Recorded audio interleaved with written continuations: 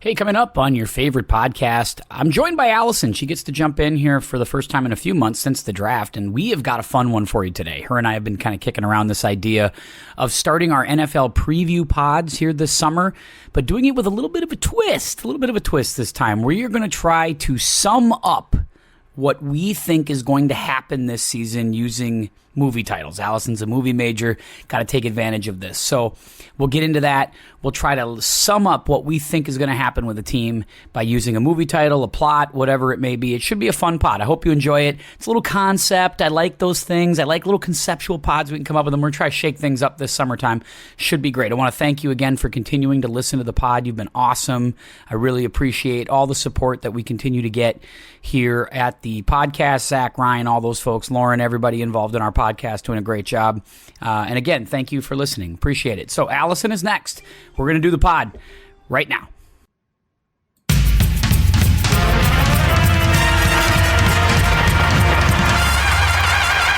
Hey, it's the Tim Anderson Podcast. I'm Tim. And I'm joined by my good buddy, Allison. I'm Allison. Hello. Hi, Allison. Good to see you again. It's been a couple months. We haven't had you on since the draft. So how you been? Oh my gosh, I'm happy to be back on. Yes, we have a good one today, don't we? I'm excited to chat with you. I always am, first of all, because you seem to do all this interesting stuff. You're well-read. You're well thought out. You always have something to say. So I like having you on. We're going to do our beginning of our NFL preview pods that we're going to have over the next month and a half leading up to the NFL season. Hard to believe we are like a month away from preseason football, or a little less than a month away from preseason football. That's pretty sick. But we've got a lot coming up. We have the Over-Under podcast. Ryan's going to be on with that. We got Zach and Ryan coming in with their thoughts and predictions. Allison's here to kick it all off today with a great little preview pod idea that you and I started kicking around. We're taking advantage of your movie background today. We're making you the expert, Allison. So we're going to combine your two loves of movies and football. I'm going to do my best. I have some ideas and some insights, so let's get into it. Let's do it. I love it. First of all, by the way, I'm a little bit on edge today. Woke up leg cramp middle of the night. God damn. I don't know if there's anything worse. I'm trying to think of like what is, I mean, it could bring somebody out of a coma. Like, I'm convinced if somebody was laying in a hospital bed in a coma and then all of a sudden they got like a calf cramp, they'd pop right up. Like a Charlie horse almost? Yes, exactly. Oh my God, it's unbearable.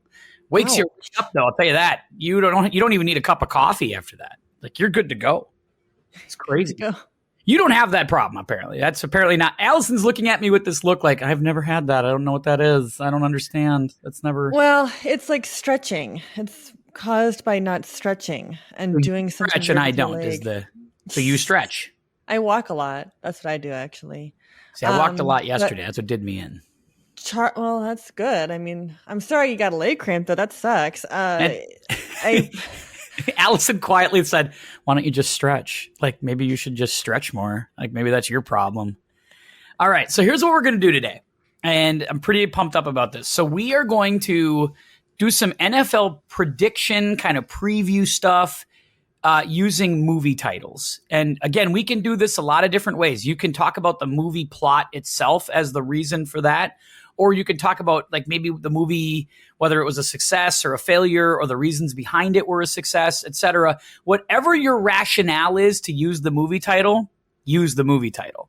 But that's kind of what Allison and I are going to try to do here. Should be a fun one indeed. Allison, do you want me to kind of start and give an example, or do you want to start? You can start. All right, I'll give the example. This is the example I gave you yesterday. And I think this is a good place to start. I'm pretty sure you have one as well for this team, so this will work perfectly. The Kansas City Chiefs. I think the 2024 Kansas City Chiefs are The Godfather Part 3. Now, here's the explanation and the rationale behind it. So the first two Godfathers, classics, right? The recipe for greatness was there. You got a strong director, you got Al Pacino, you get Marlon Brando, you got Robert De Niro in Part 2. You got all these amazing actors, James Caan, Diane Keaton, Talia Shire. Run it down the line. Just perfect. They're two of the greatest movies ever made. Now, you don't have all the pieces back for Part 3, but you have a lot of the pieces back for Part 3. You have Al Pacino, you have the director, you have Diane Keaton, you add some new pieces, but something just feels a little off. Like it's not quite there. It never meshes the way the first two did. And I really think that's the 2024 Kansas City Chiefs. And the reason why, again, I say this is you look at them, they've won titles. They're legendary. The recipe for greatness is there. They're bringing back the coach, the quarterback, all the pieces. And so you say to yourself, they're going to be contenders again, right? They're just going to go ahead and get back to the Super Bowl and be great. But something feels a little off. Like they asked for $1 billion basically from the taxpayers to get a new stadium. Your dog totally agreed with that. They asked for $1 billion. It gets rejected by the fans. And now what are you hearing? Or the voters, I should say. What are you hearing? Well, if we don't get this new stadium, we might need to, go somewhere else. We might need to relocate. We might need to start looking at our options. And I think that starts to rub things the wrong way when we go down that road. And I wouldn't be surprised if early in the season, the Chiefs fans boo the Chiefs off the field in a drive or two, like a 3-and-out, something like that. I don't know. What do you think of that analogy? Does that work? It's interesting that you say The Godfather Part 3 because I actually think that it works better for a different scenario, but I'll get into that later. I don't disagree with your analysis, though, because, again, you have all the parts for a good team and you have all the titles and everything, but you do see people kind of getting over it. Yeah. But what I thought as a different example that I think is more appropriate for the Chiefs. And I was just ruminating, because they are showy. They're showy. They're the popular kids table, right? And it's like, okay, Godfather Part 3 never had that kind of element about it. It was prestige. It wasn't like popular kids, showy, whatever. And I thought about Marvel movies. Okay. I'm like, okay, hold on, wait a minute. And I realized, oh my God, the Kansas City Chiefs are Avengers Endgame. And here's why. So Avengers Infinity War was like one of the greatest superhero movies ever made, right? And with good reason. It was a 10-year buildup, right? Correct. That yes. we almost thought was going to be like the finale. And it was the height of the superhero movie era. It was really well done, too. I mean, it had all of the elements needed. It had everything compiled into one movie in a very well done way, mind you. And that's really hard to do. Avengers Endgame comes around and it's like, okay, we have all the hype from Avengers Infinity War and the 10 years from Iron Man building up to this moment. But as showy as Avengers Endgame was, and even though it had all of the elements of, the previous Avengers movies, you're starting to see the wagon wheels fall off in the Marvel Cinematic Universe. Because it was like, it felt like we were just trying to wrap something up. And, we did wrap something up. There was a payoff. There were some excellent moments in Avengers Endgame. But you saw, for example, there was a lull in the middle of the movie. It felt like it dragged on. It felt like, okay, what are we doing here? It didn't have the same kind of luster as Avengers Infinity War. And I'm going to say it, even though it made, $1 billion in the box office or however much, it was undeniably successful. And it had that showy element of it, like bring everyone to the popular kids table. We have Taylor Swift. We have, in the yes, obviously not, all of that. But you see America kind of getting over it. Right. After Endgame, every Marvel movie was like, okay, enough already. And I feel like that's what we're going to be like with every Super Bowl appearance the Chiefs have after this. It's like, enough already. We're already seeing it. I don't care about a three-peat. No one outside of Kansas City cares about a three-peat. You know what I mean? Yeah. We're over it. They're the popular kids table. I don't care. We have enough State Farm commercials, in our day with Patrick Mahomes and Travis Kelce to We've seen fill us enough. up. We have been oversaturated with the Chiefs the last few years, just like Marvel movies, right? Like we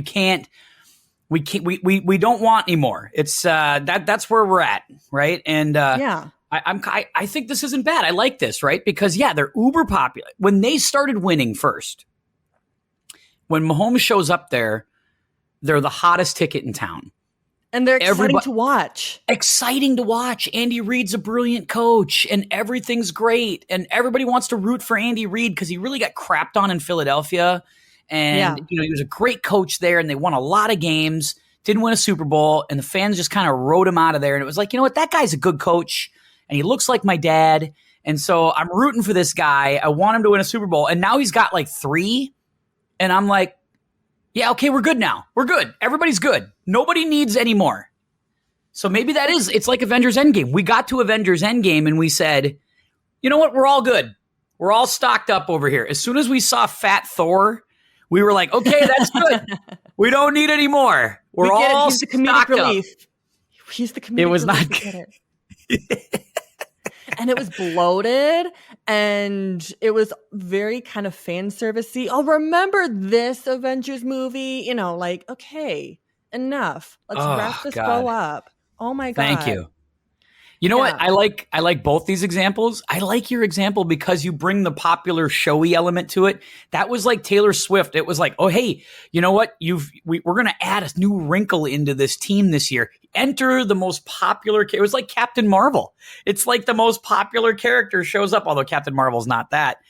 But Captain Marvel's very polarizing, as is Taylor Swift. Yeah. Here's what I got to say for the Taylor Swift element. I think that the NFL took advantage of her popularity a little too much. They sure did. Oh my God, we got to show her all the time. And she's not doing anything wrong. The fact that she's Taylor Swift is going to get attention on her, and she can't help that. I think that a lot of the ire against Taylor Swift is unearned because she is a great role model for her fans.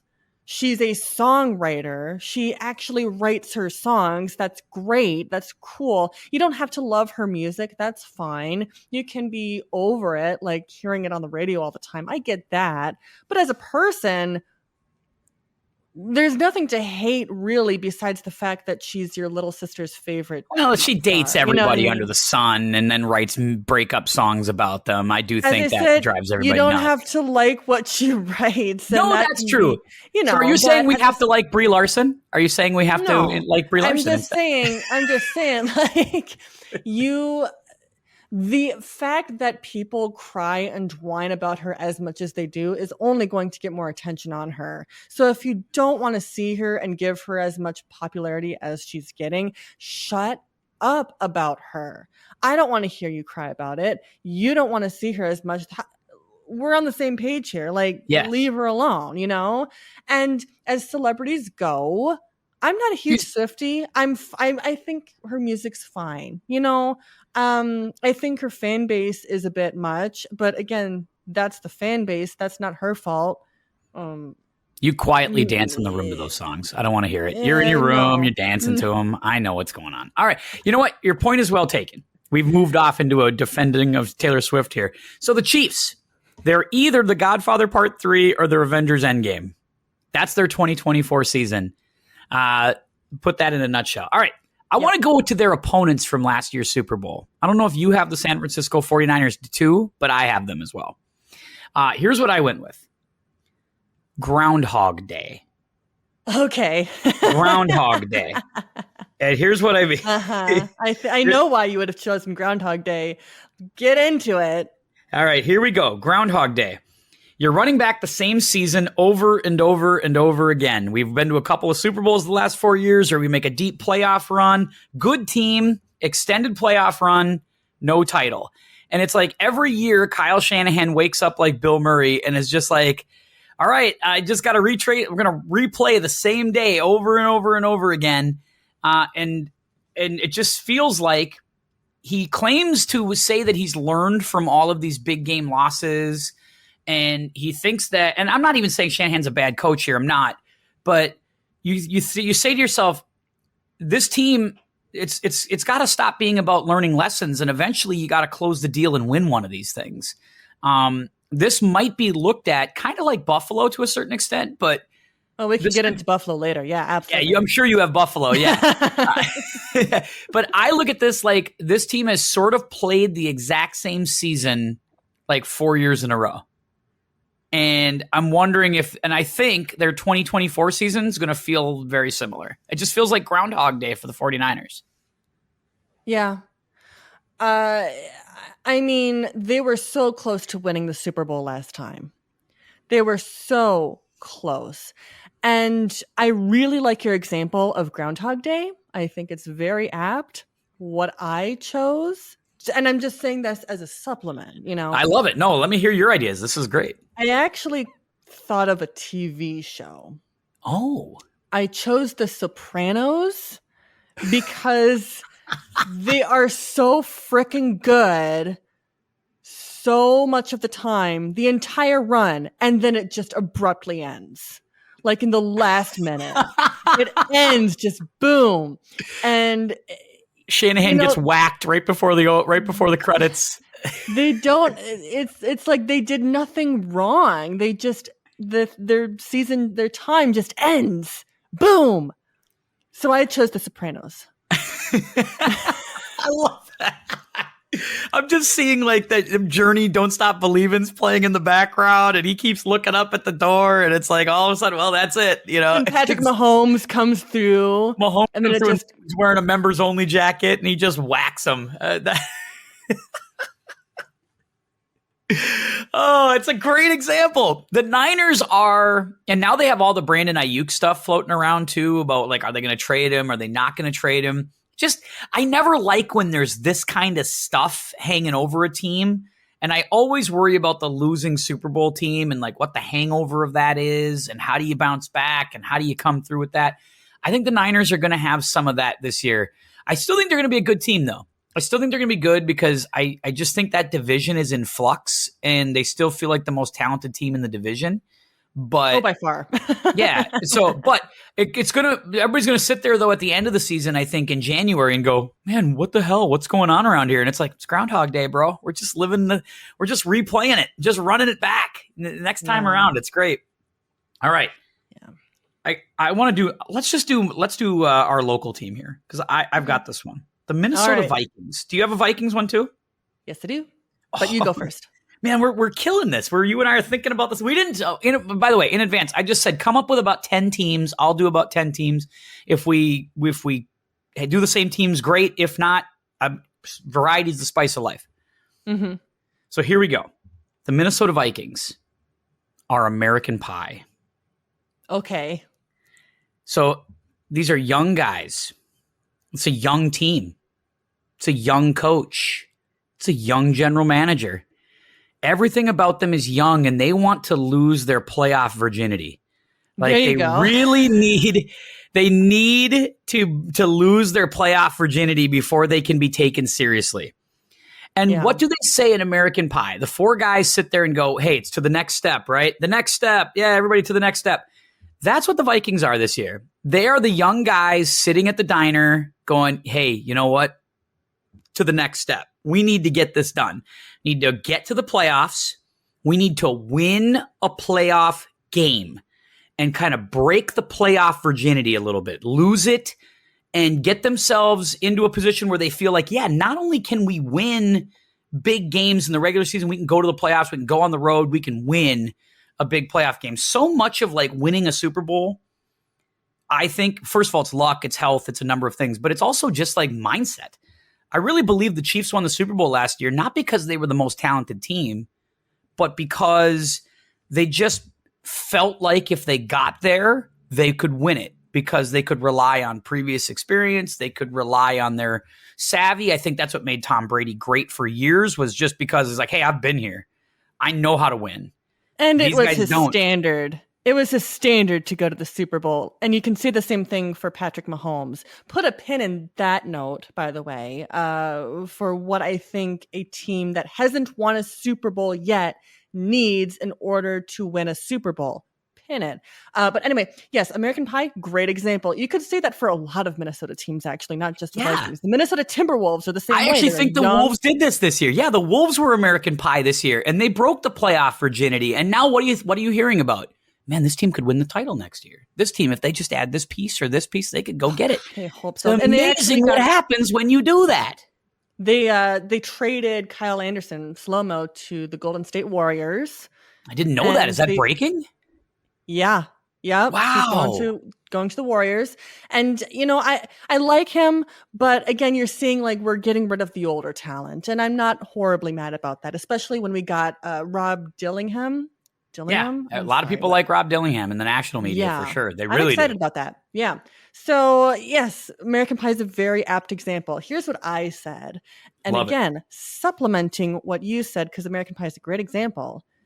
I actually chose a movie series for the Minnesota Vikings. And I just looked at their last season. I'm not looking at them ahead. I looked at what we just saw, right? Okay. I said that they were the Star Wars sequel trilogy. Okay. So the first part, when they started 0-3, that was more prequel trilogy of like, oh my God, is this how we're going this way? Oh my God. But once we got our noodle wet and we started winning games, that was like Force Awakens. It was like, okay, this is familiar territory. We're glad to see everyone back. This looks promising. Maybe we can even make a playoff run. And then after, moving along with the usual of like, okay, Kirk Cousins, we know Kirk Cousins, he's doing his Kirk Cousins thing. Justin Jefferson, blah, blah, blah, blah, blah. The Achilles tear. And now it gets into Last Jedi territory, where like Rian Johnson just decided to flip the script entirely, almost seemingly to just flip the script and do his own thing. That's a whole discussion aside. And I got to get you on a pod for just that, because you got opinions on that. No, I do not hate The Last Jedi. I'm not one of those people, but it was certainly messy. It wasn't awful, but it was messy. And that's where you saw things like The Pastronaut, where there were really good moments, but when things fell off the wagon, they really fell off the wagon. They did. And it really was a moment of like, we're trying things new, we're seeing how things are going to go. And when the Pastronaut era was over, that's when you get into Rise of Skywalker territory, where we are just throwing everything at the wall and seeing what sticks. Somehow Mullins returned, that kind of thing. It was like, we didn't know what the hell we were doing. We didn't know what quarterback was going to start. We had injuries. Of all of the injuries that happened this year across the NFL. Yeah. And we can get into that later. We had the hardest time getting back on the horse, if we ever got back on the horse. Never did. Yeah, couldn't recover. We never did. And I know I said in the draft podcast, that Kirk Cousins' injury was perhaps a blessing in disguise, because we knew before the draft what we needed in a quarterback and how to set a quarterback up. And I think we did that with JJ McCarthy. Thank God. Although I'm a little scared of the Sam Darnold thing. I'm a little scared that Sam Darnold's probably going to start week 1. A little scared of that. Well, he's going to, I think Sam Darnold is not going to be as bad as he was in the past. I hope so. Anyway. You're buying in. You're buying in on Sam Darnold. I'm not a huge Sam Darnold fan, but I'm like, we might not make it to the playoffs this year. And if we don't, it would be because of Sam Darnold. And I don't say that as a slight. I say it as let's be realistic. He Fair. is a traveling quarterback. We have to understand that traveling quarterbacks in general because they have so many schemes that they have to adapt to and so many environments and so many teams that they're not going to be as good as an established elite quarterback, that we're trying to create in JJ McCarthy. He's right. primed to be our elite quarterback. That's what we're trying to create. So again, I'm just being realistic. We do have a good setup in Minnesota for him, unlike, his past situations. But anyway. I agree. He's walking into a way better situation. It feels like, there's obviously talent at wide receiver. Defense looks like they've improved greatly.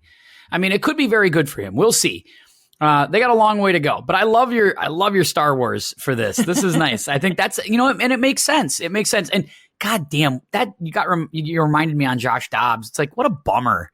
I was so in. I loved the running quarterback, the sort of swashbuckling, let me go make a play. I was just so in on that. I wanted that to work so bad. And we it was wanted such that a in bummer. general in Minnesota because Kirk Cousins is such a safe quarterback. He's not a risk taker.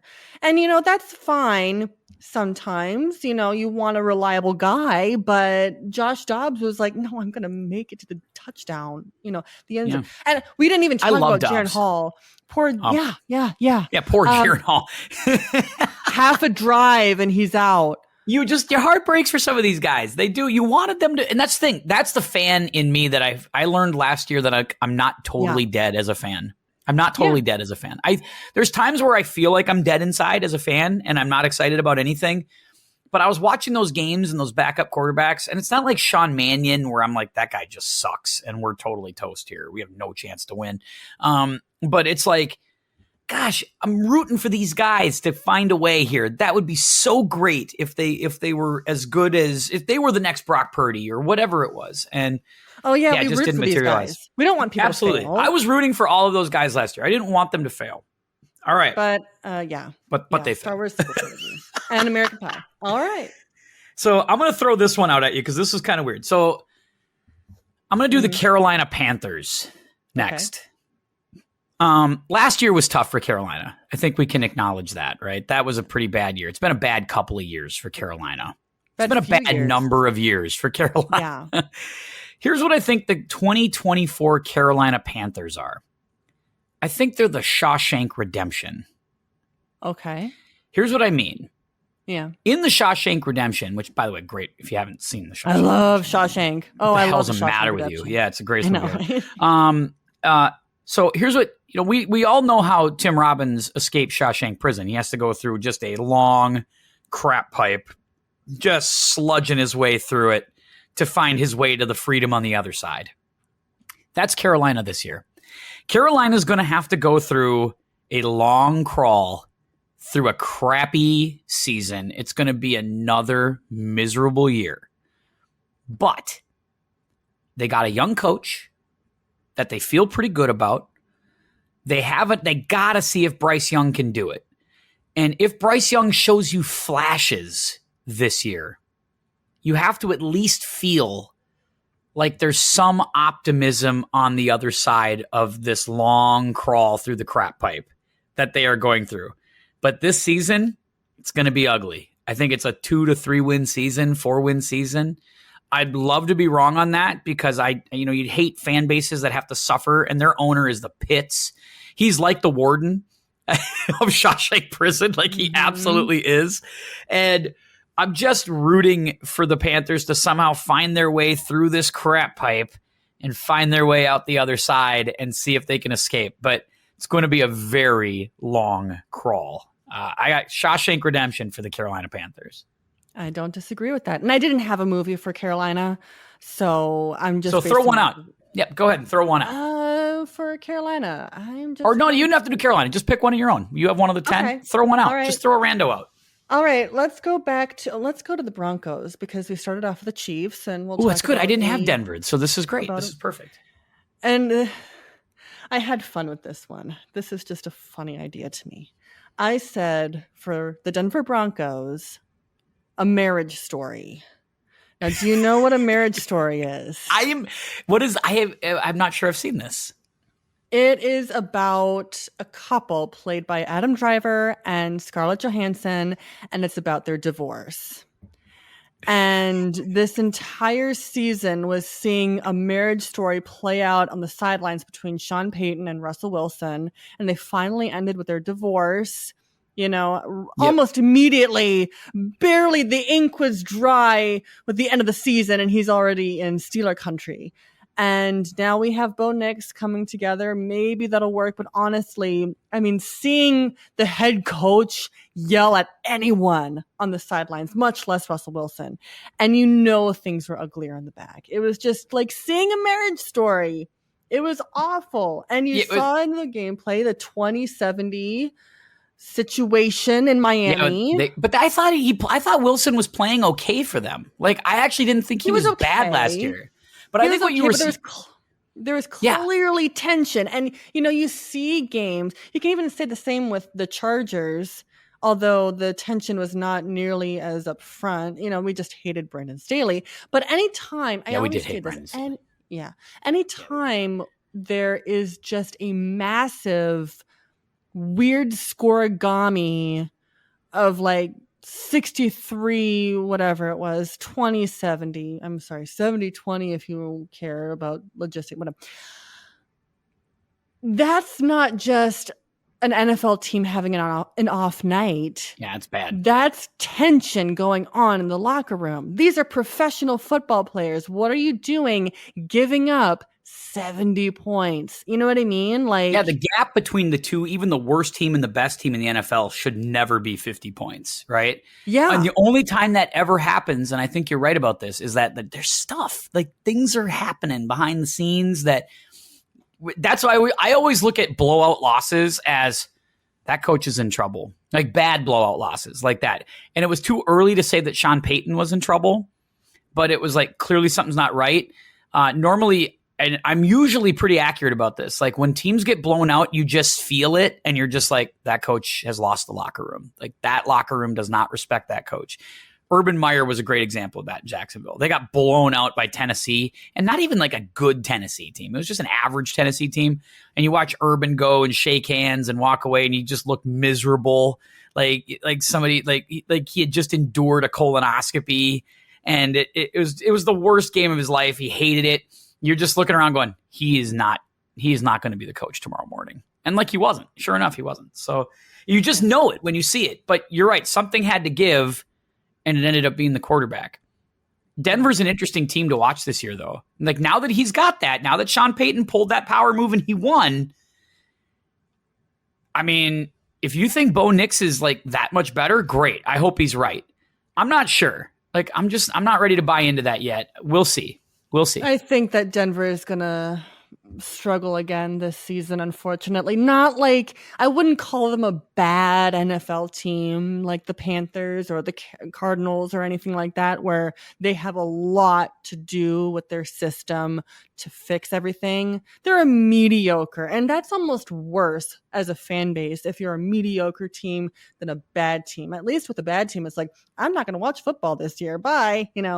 But with a mediocre team, it's like, oh my gosh, there might be some hope, but I don't know. Anyway, yep.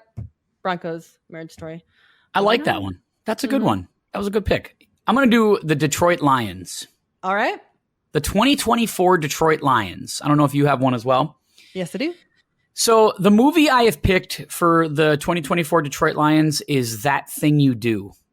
Oh my gosh, I loved that movie growing up, actually. I love that movie. I know. It's like one of my all-time favorites. It's so good. It's so good. All the time when I was a kid. All the time. Anyway, That Thing You Do. Okay. So the plot of That Thing You Do, for those of you who haven't watched it, it's like 1997. Tom Hanks directed, starred, wrote it. It's a pretty good movie. Tom Hanks was just at the height of his powers at that point. But here's kind of the thought. So in That Thing You Do, it's a fun story about a young group of underdogs that produce one hit. The Wonders. The one-hit wonders. And they tour all over the country, and they become the hottest act. They play on television shows. They're in movies. It's everything. And then they get in the studio to have to produce a second hit, and they can't do it. because of various reasons, right? Whether it's ego or it's not, the energy just isn't as kismet as it was before. One guy's going to the Marines. You got all kinds of stuff, right? That's the Detroit Lions to me.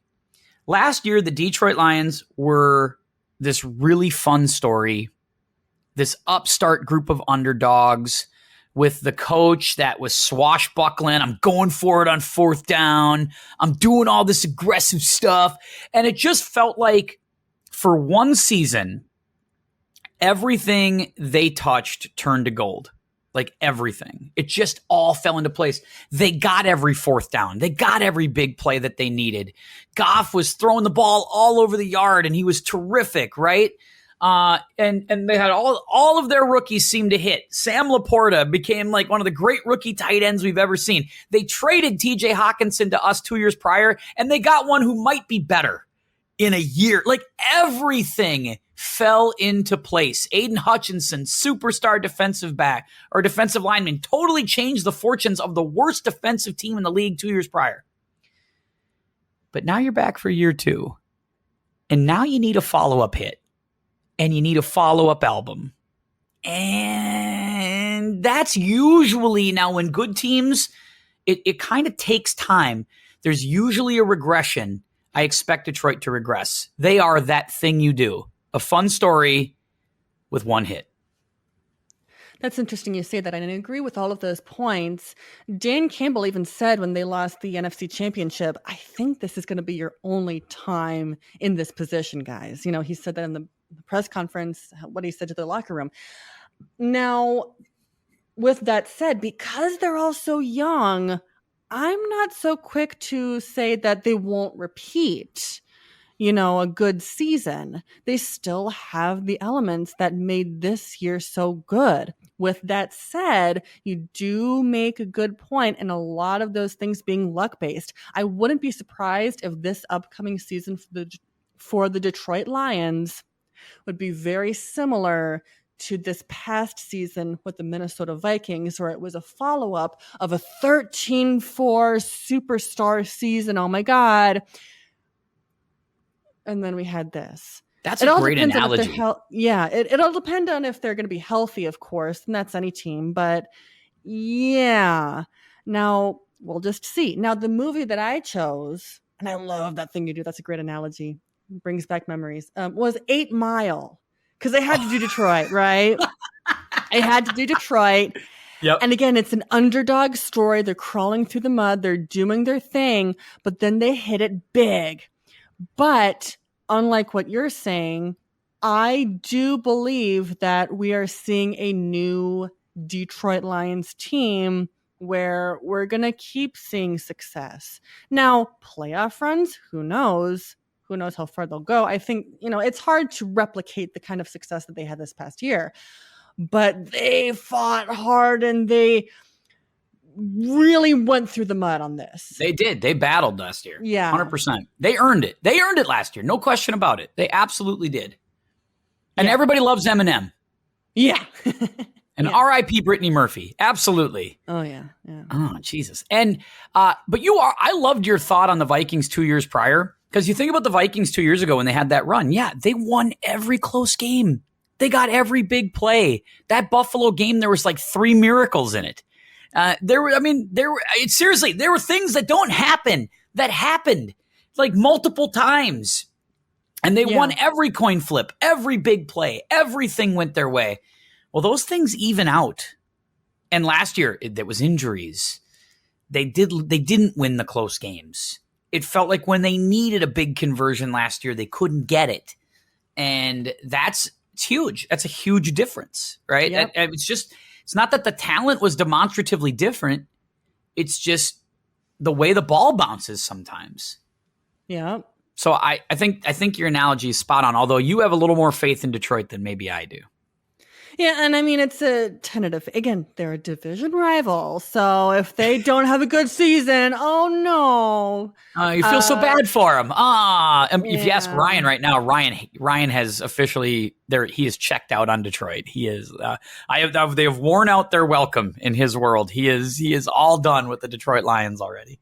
That's fine by me. I like Dan Campbell. I think he's enjoyable to watch, but I'm tired of the fourth down conversions. Let's go for it. Yeah, every time. Ryan went with now this you're one. Gonna be predictable. Now you're going to be predictable. You're going to be like the tush push. That'll be your tush push. I was trying to think of a way for that. I was trying to come up with an Eagles movie, and I couldn't because, I mean, how do you not call it like any kind of porno movie involving a tush push? Like, I don't know how it doesn't get to that. Ryan, by the way, Ryan chimed in with the Lions one. He said the Lions are frozen. They were okay at first, cute even, but they got really annoying really quickly.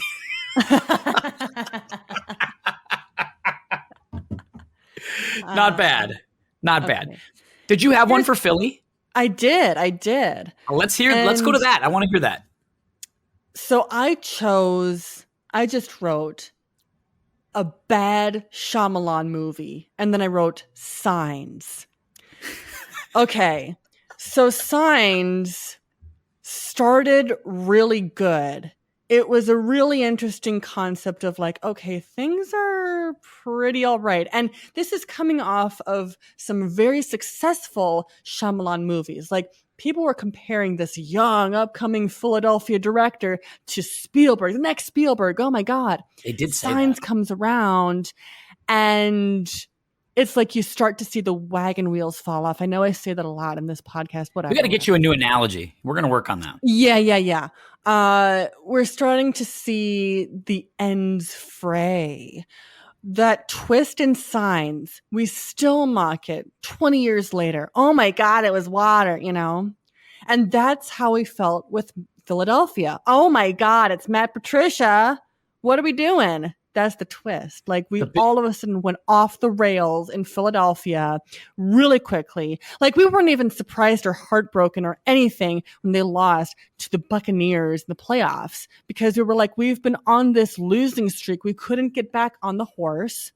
Yeah, they started hot, and you're right. They just kind of lost the plot. They kind of just abandoned the plot in the middle of the season. Yeah. And I don't even know. And this is crazy to say, if you're Philadelphia, I don't even know if they're going to have a great season next year. They might have a mediocre season. They do have good elements. They still have Jalen Hurts. They have talent. But how well are they going to do? They're not as much of a threat as they were going in to last season. It's like, okay, actually, that's that Super Bowl hangover thing that we talked about earlier with San Francisco, because that was kind of Philly, wasn't it? Like, Philly just felt like they just kind of lost their mojo there a little bit. Like, I don't know, it's sort of weird. I'm with you on Philly. I don't have Philly is one I didn't really think about, but it's like, I think losing the Jason Kelce element, I think that they're going to feel that more than they think. And it's like, yeah, they added Saquon Barkley and everybody loves that, but Sirianni just last year showed that maybe he wasn't like a big time coach in a big game, and he couldn't figure out how to rally the troops when push came to shove. And I think that was a big deal. Yeah, when the tush push came to shove. Oh man, that's great. Oh, the tush push came to shove. That's brilliant. All right, here we go. I got another one for you. Okay. This one's kind of a goofy one, but it's literal. It's super literal. Okay. The Los Angeles Chargers are around the world in 80 days. Okay. It's really not that far off. This year, do you know how many miles the LA Chargers are traveling this season? I don't know. 26,803. Good The God. most of any team in the NFL by like 2,000 miles. They're doing like 12 time zones or whatever it is this year. Like, they are taking some long trips to play games this year. And I know that like everybody's like, it's miles. It's a big deal. Like, I look at the schedule and I like to think of like who's traveling. I know, like, I get it. They all fly first. They chartered. They're first class. They the best elements, but I don't give a shit about that. That's a long time. That's a lot of miles. Do you think big dudes ain't comfortable on planes? Sorry about that. Do you think that it's going to affect their season? I don't think it play. Yeah, I do think it will. Like, I do. I mean, when you look at, I mean, I just think long term, when you have short trips, I just think it's better for you. It's less time there. You don't have to leave right away. There's so many times where you hear about West Coast teams, if they have to play two East Coast teams on the road, that they just stay at somewhere during that week. And it's like, 14 days on the road, they just uplift their entire organization and go somewhere else for a week. It's like, I don't love that stuff. Like, I really don't think that suits them, especially with a first year. Harbaugh, of course, he's been there before. He knows how to coach in the NFL and stuff, but that's a lot to ask, especially coming from college. Think about all the games he was playing. It's like, what, a few hours, like it's less than an hour to Madison, maybe an hour to Minneapolis by plane. You go to Iowa and it's like, okay, that's a short flight. He doesn't take any long flights when he's at Michigan. And now it's like, I'm going to freaking Kansas City. I'm going to New York. I'm going to this place. I'm going over here. The team that has the shortest amount of miles, the Washington Commanders, they're traveling 10,000 miles this year. That's it. Okay. And they're all centrally located in a lot of team areas. And, I think that's an interesting question to have. Like LA, I think having 2 teams instead of 1 is a little overkill. And I feel that way for New York too. Like, no city needs 2 teams, but whatever. That it's history, blah, blah, blah. Los Angeles does not need 2 teams. You move the Chargers somewhere. I don't care. Anyway, back to San Diego. No, I'm just kidding. I just wanted to give you a little bit of a breakdown. Here's where they're going. So they're going 26,000 miles, 36 time zones.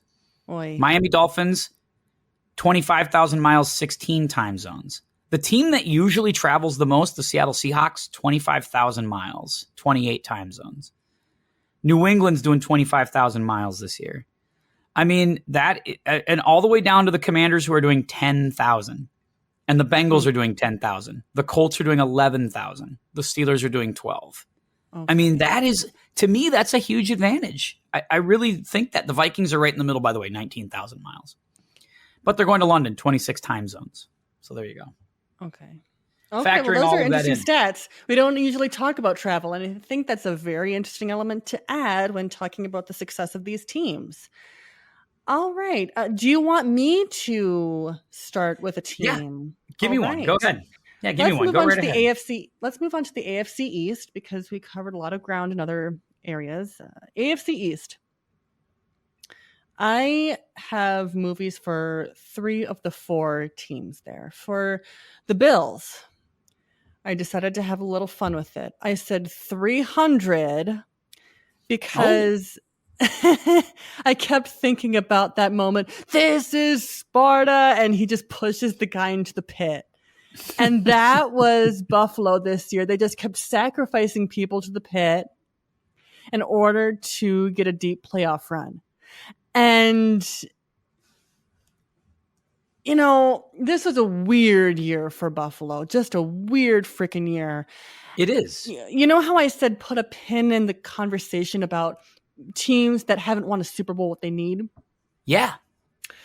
Okay, so this is your team, by the way. For the full disclosure for everybody, Buffalo is Allison's team, besides the Vikings. Like Buffalo is her AFC team. She's pretty dialed in on them. Yeah. I went to college up in upstate New York, so yeah. So Josh Allen is an elite quarterback. Absolute tank. Guy. Oh my God, yeah. He's also very fickle, not consistent. That's true. There was a lot of picks. Yes, everyone calls him the Brett Favre of this generation, and I understand that. He's a great player, and I would say if he doesn't win a Super Bowl ring in his career, that would just be upsetting, honestly. Buffalo has never won a Super Bowl, and they've gone 4 times in a row in the 90s. I remember those well. Which is like absolutely heartbreaking. Oh my God. I remember those well. I think that kind of pressure gets a lot on a city, on a team of like, we're so close. We can taste it. We can lick it. Oh my gosh, we have this awesome quarterback. But here's the thing about going to the Super Bowl. It's one thing to be a kick-ass team with an awesome quarterback and an awesome roster, blah, blah, blah, blah, blah. It's another thing if that team has been to a Super Bowl game or any kind of high-stakes game like that and has had success and knows what it takes to be in that element, which is why something like let's look at Kansas City, for example. When Patrick Mahomes was first starting off and he won his Super Bowl the first time with Andy Reid, blah, blah, blah. Yeah. It wasn't Kansas City's first Super Bowl. They didn't have that pressure. No, it was their first Super Bowl in years. Decades. I think half their fans probably were dead. They weren't alive for the last one. Yeah. Yeah. But there wasn't that kind of pressure. The organization had success in their pocket. Yeah. I get that. Now, with the Bills, could they win a Super Bowl with Josh Allen? I don't know. That would be awesome. But will Josh Allen win a Super Bowl for the Bills? Again, I don't know. He might move to a different team and get his Super Bowl win there. That, like think of the Seattle Seahawks where they have their Super Bowl ring. So do you think like the Bills, because of it, maybe the Bills are like the Vikings in that regard, right? That maybe there's this history of losing big games, right? Whether it's NFC title games, Super Bowls in the Vikings case, or AFC title games, Super Bowls. It's weird how the Bills and the Vikings really mirror each other, that the fans are diehard. The Vikings fans are so freaking loyal and diehard, but they're also fatalists. And you wonder if the Bills are like that too, to a certain extent. Like, I know how this movie ends. And I'm like this too. I totally understand, because everybody was so revved up about the Vikings 2 years ago. And I'm like, guys, I know how this movie ends. Like, it's going to end with us losing. I guarantee it. And yeah, because you've lived it. And as Bills fans, like, they've lived it. And, there's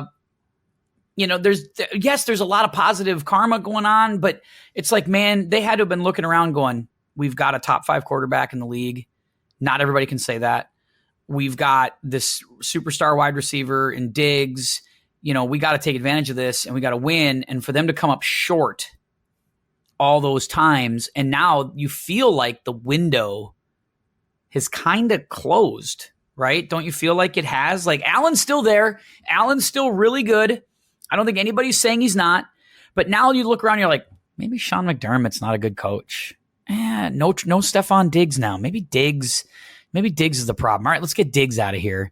And now you start looking around that roster and you're just like, is that roster better than the Patriots? Is it better than the Jets? Is it better than the Dolphins? Is it better than the Bengals, the Chiefs? I mean, who's it better than? And yeah, it makes you wonder if like they're going into battle, a 300 battle, with just with the one great quarterback and nothing else, and they're going up against these big armies. Yeah, it never made me feel good how much weight they put on Josh Allen as a franchise. I feel like he's more like an Atlas character, really. There's so much expectation riding on him. If you go to the Buffalo Bills website, there is a tab dedicated to Josh Allen. And it's like, enough already. That's too much.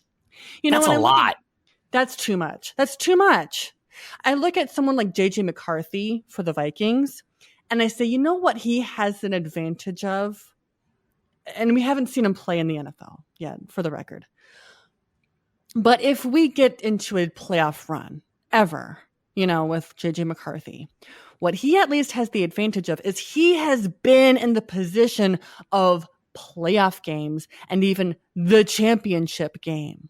If we ever make it to elite college stuff helps, like the fact that he played elite college football. Yeah. Josh Allen never did. He played at Wyoming. If God help us, we do make it to a Super Bowl with JJ McCarthy ever, he does have that advantage of, I've been to a championship before. I know what kind of pressure there is here. And Josh Allen does not have that. I will say this. If JJ McCarthy wins a Super Bowl for the Vikings, he could run for president and win in this state. Well, and now that we found out the presidents are totally immune, JJ McCarthy probably could kill somebody in the middle of Minneapolis and get away with it. And everybody be like, it's JJ McCarthy. This guy, am I right? He won us a Super Bowl.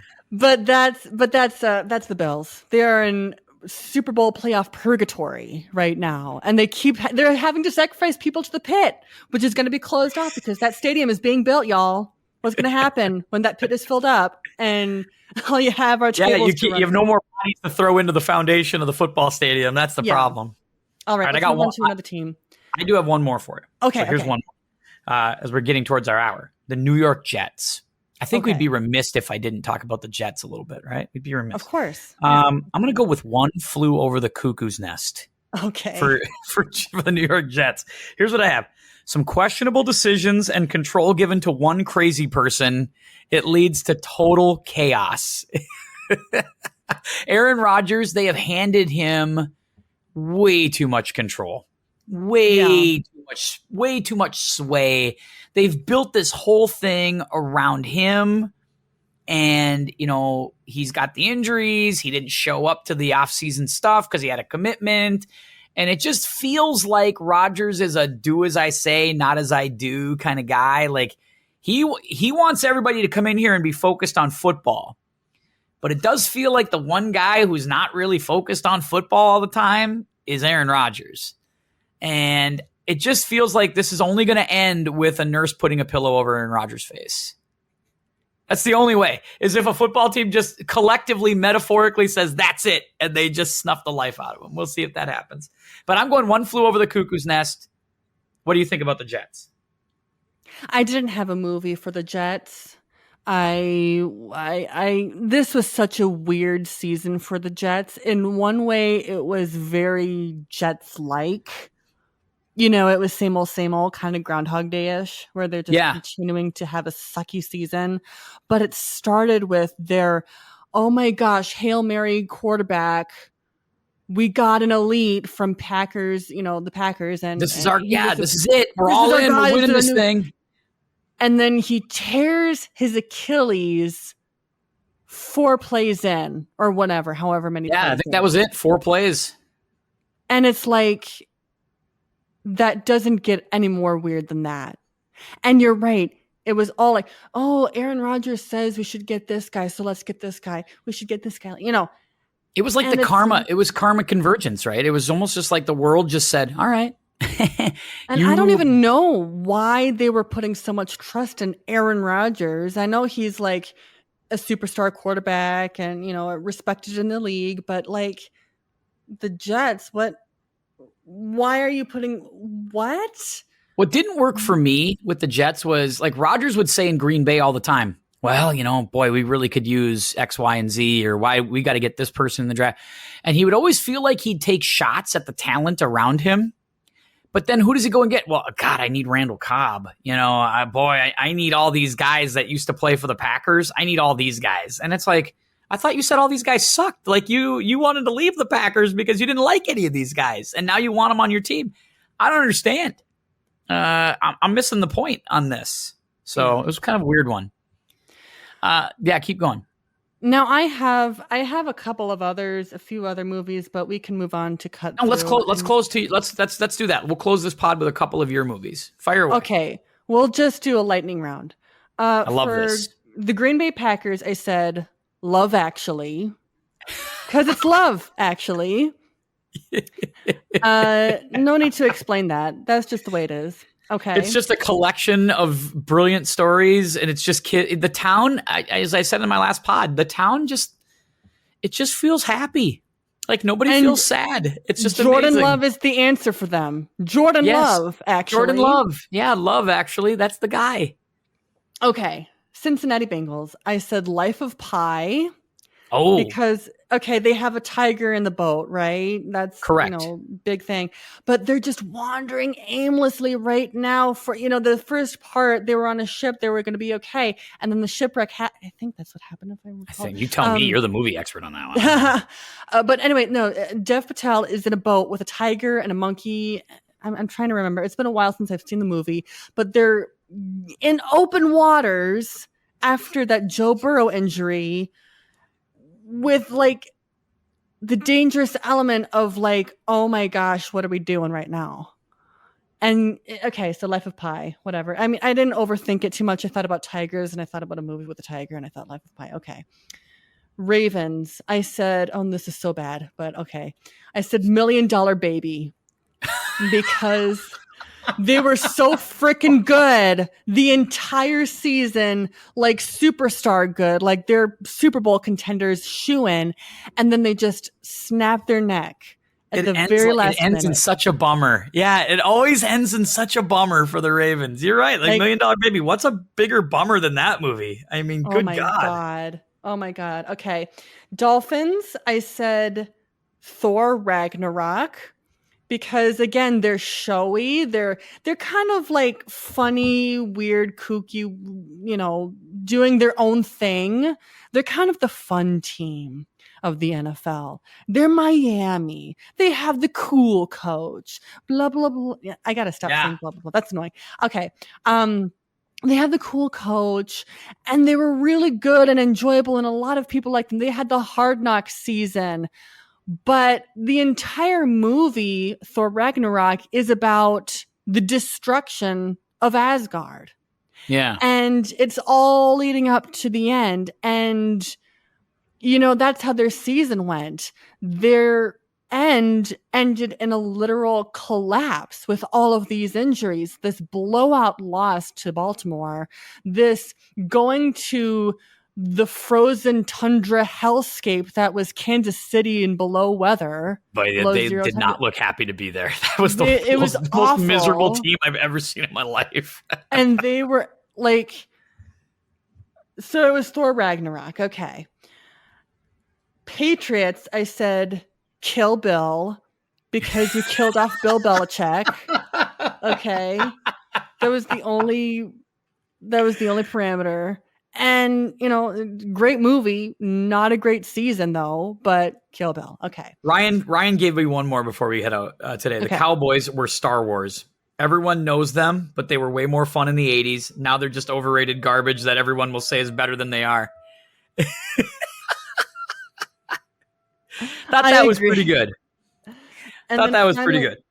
Okay, I love that too. Go ahead. I second. Giants, and this is the last one before I do one for the whole entire season, right? Oh, I love it. Okay. Love it. The Giants, I said either Rocky or The Italian Job. One of the two you can choose because of the Tommy DeVito situation. Sure. We got that. We got The Italian Job, right? Okay, and now for the whole entire season. I like the way you're thinking on that. All right, go ahead. Give me the whole season. Wrap it up. The entire season. I said Jackass. Any Jackass movie, pick one. I don't care. They're all the same. It was Jackass because of all of these freaking injuries that compounded into being like, oh my God, there's a lot of injuries this year. What the heck? And it was all from like doing stupid stuff. Like you tore your Achilles on MetLife's field. What? Well, that's not stupid. I mean, those things happen. I'm not saying stupid as in like, oh my gosh, but it was like fluky things. Fluky. Like this guy tore his Achilles when he was jumping, a San Francisco guy jumping on his way to the field and the Super Bowl. Oh, that one. Yeah, that one was weird. Yeah, I forgot about that injury. And then like Joe Burrow busting his wrist. Like that to me is like the Twilight Zone more than Jackass. Like I feel like it was just like, man, what the hell's going on around here? This feels like an Alfred Hitchcock film. Like it was like The Birds or something crazy. That was nuts. Okay, I like that. But yeah, I was just like, the injuries of this year was the big thing. And that's a huge talking point of like, okay, what do we do going forward so we don't have crappy football next season? Do we have fewer games? That's not going to happen. They want more money. No, it's not. In fact, they want to do more. They want to go to 18. If you ask Goodell said this, I think, at the end of the season this year, that he had said, I'm for playing no preseason games and playing 18 and playing 18 regular season games. Yeah. Which, I could kind of listen to that, to be perfectly honest with you. Preseason football doesn't do anything for me. Maybe there was a time for it. There was a place for it. But now it's so easy to do these scrimmages and to have teams come in for a couple of days and you scrimmage them. And, like college football doesn't do preseason games. High school doesn't do preseason games. Nobody does preseason games but the NFL. So I can listen to it. I just don't know if I want 18 games. I think 18 games feels like a lot. The only case to be made about preseason games is it gets the people who are not going to be on the field as much in the regular season on the field to see how they go. Yeah, That's I mean, the it does give them only some thing. live reps. Yeah, you're right. It does give them something. Gives the fans something to watch too. I can listen to that. Okay. Um, Oh, before we close, I said Godfather Part 3, put a pin in that because there's actually someone that, would fit that bill better. what is that? Joe Flacco. Just when they pulled me out, they pulled me back in. That was kind of Jim Harbaugh. I was wondering. I'm wondering if we're gonna get like a really old, like an old Jim Harbaugh, like not like it's all. We're not getting the spry Michael Corleone from earlier. We're getting an older one. I don't know. That's a great. That's not bad. I love that. Allison, this was fun. I enjoyed hanging out with you for an hour. We got a great way to start our NFL preview pods. It's going to be a fun season. I cannot wait. We'll have you back on again here as always. You're always welcome on the podcast. It should be a lot of fun for everybody who listened in. Again, you can find the podcast, Apple, Spotify, iHeartRadio, wherever you get your podcasts. Go ahead, like, subscribe, comment, say something nice, share it out, do all of that good stuff for us. You can find the archives for all of our pods at timpodcast.podbean.com and facebook.com/timpodcast. So till next time, for Allison, this is Tim saying keep your head up, and we'll see you.